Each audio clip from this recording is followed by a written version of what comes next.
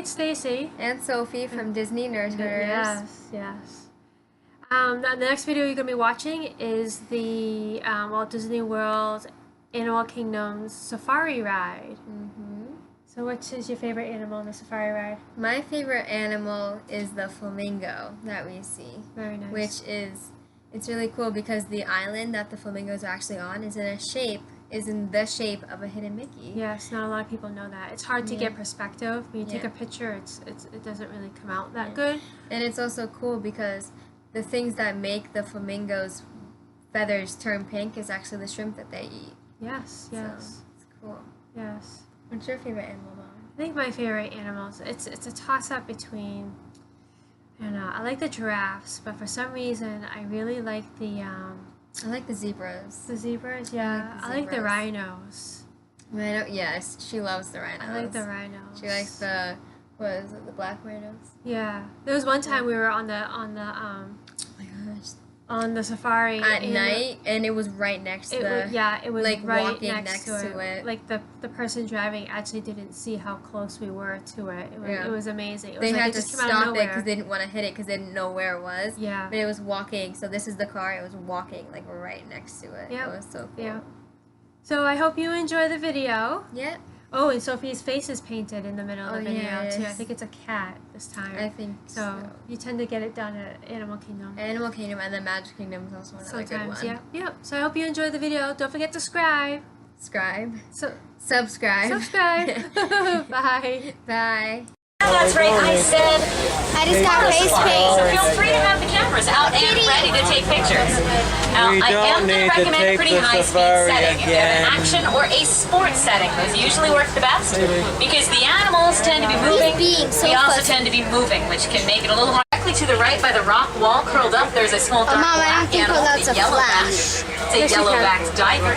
They get their name because when they're frightened, they're going to raise up that yellow crest and emit a high whistling sound and go diving into the bushes. So Dikerbok, meaning diving buck, very appropriate. And a third animal in this area, up on top of the hill to the right, there's a pair of okapi. Those are the dark brown ones with the black and white stripy legs. We'll get some better views as we get around the corner here. Now, okapi are often mistaken for realm horns. They also have long black tongues, just like the giraffe do. We're going to head around towards one of the local watering holes. It's a great gathering spot for many animals, including the greater kudu up on top of the hill to the right. That's the light tan antelope. You picked the wrong side. Kudu are the second tallest antelope in Africa. Boys will stand about 5 feet tall, whereas girls... Much as I can do. Now, unfortunately, these magnificent animals have been hunted nearly to extinction. There's fewer than 5,000 of them left in the world. Now, as you can see, they are quite large. Group out to the left, though. So there's 2 to the right, group to the left. We are in the middle of a bloat. This is a bloat of hippos. This is a group of hippos. Hope it holds us up, because if you look out to the left, there are Nile crocodile out there. Now, these crocodile are extremely fierce predators, capable of snapping the bones of their prey with their powerful jaws. They'll even go after prey larger than themselves. Now, those aren't really roots, of course, they're branches. Baobabs just go leafless about 9 months out of the year in order to conserve water in the hot African sun. Maybe 2 that are so dark before they break off to make their own herd. There's a giraffe out on the hill to the left. That's a Maasai giraffe. Maasais have the rougher edges to their spots, almost leaf-like in appearance. Different types of giraffe are going to have different types of spots, but every single one is going to have its own unique pattern, kind of like how people have their own unique fingerprints. That's how you can tell them all apart. More views of the sable to the right. To the left, in between the trees, the animals with the really big horns are Ankoli cattle. Their horns reach an impressive 6 feet in length. The really cool part about their horns, though, they're not solid bone. The inside is honeycomb-shaped, which allows blood to circulate through the horn. When it gets up there, it's gonna release heat, which helps keep the animals cooler. It's kind of like carrying around your own personal air conditioning unit up on top of your head. Not something I recommend, but it works for them. Also, in between the trees to the left, you might see some gray animals. That's part of a herd of white-bearded wildebeest. Wildebeest are one of the largest migrations in Africa, so there's probably a lot more of them in the tall grasses and bushes nearby. To keep an eye out. Another Maasai giraffe on the right-hand side, so it looks like we're driving through a whole group of them out here. Group of giraffe is known as a tower, and I think I see some more motion coming up in between the trees. So we will go very slowly past the one on the right for its safety. We'll probably stop up and down on the other side of the truck here. Get a little bit better views. There's actually a pair of babies out there behind the adult male. There are some mandrills out to the left though. I see a monkey. Mandrills, largest of the monkey species, weigh about 100 pounds for the boys. Girls will be a lot smaller. You'd know if you found the dominant male of the monkey group because he would be the biggest, have the brightest red and blue markings on both his face and his backside. We can get some music going for you for while we look at the elephants out to the left. So some younger elephants playing out to the left. Looks like we have found the outskirts of a herd.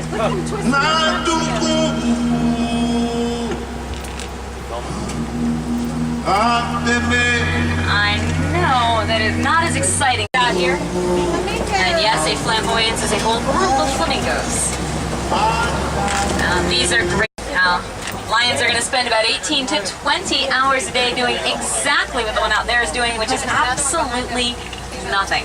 They spend most of their day just kind of sleeping like There's that. a male on there too. It is usually at There's a nighttime female. they hunt. They have excellent night vision. Mom, there's a female They see about on there 6 too. to 7 times better than we do. Girls will hunt. The boys stay back to protect the rest of the group, known as a pride.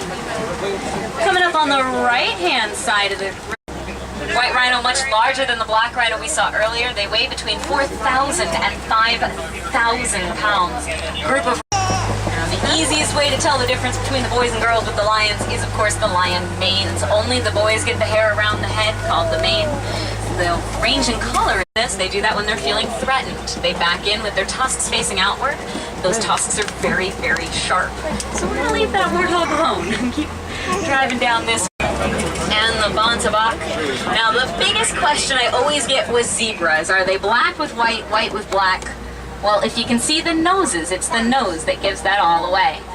They have those nice black noses, which means they are black animals with white stripes. That's how you can tell the difference. What did you think of the safari? Good. You liked it? Yeah. This is new. They got a garden growing in the middle. That's a mom's garden. A new sweet shop that you can eat animal poop. And a new market, which the sun is so bright I can't really see what I'm videoing.